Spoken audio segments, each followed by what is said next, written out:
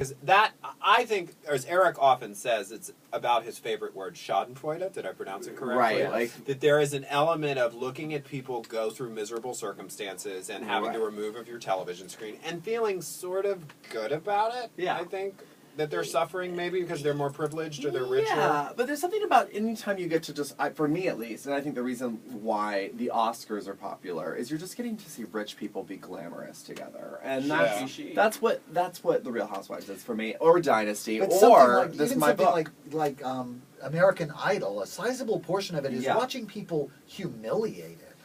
Like Simon would really say horrible things to those people. Like a part of the appeal of, it seems to me, of those shows is about watching people kind of smash. Right. Which I think is probably the appeal of my book, because I wrote it smash.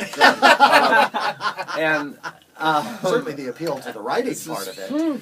Thank you. That cat is angry. That cat has had a day. She thought it was going to be one kind of Sunday, and it turned out to be another. I thought there was going to be salmon.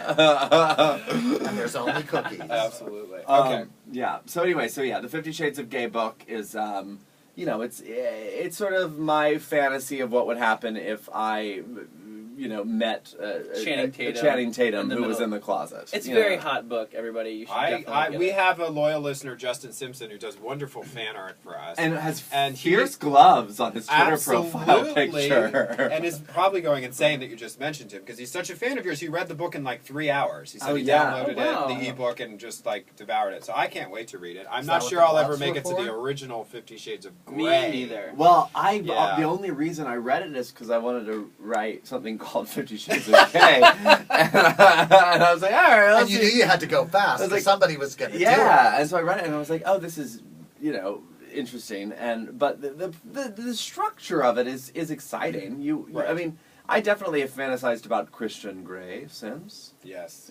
Who hasn't? It's very popular. And you know what, everybody? I just would really like for you to buy the book so Jeffrey can get really rich and I can be the first gay Real Housewife of Beverly Hills. There's Real Housewives of Beverly Hills. I know, but it's like a joke. It's like a. Oh my God! This reality show is not really.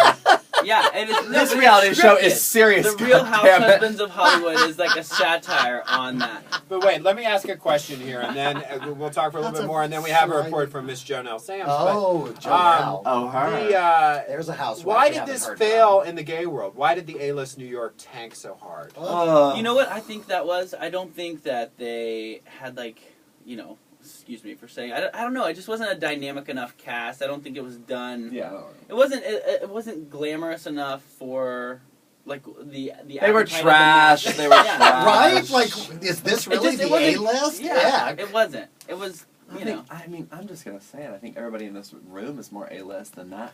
Well, shit list. I will say, I received a message on Facebook from someone, and I didn't know who they were, asking me to audition for A-list Los Angeles. Me which too. was never made. Right?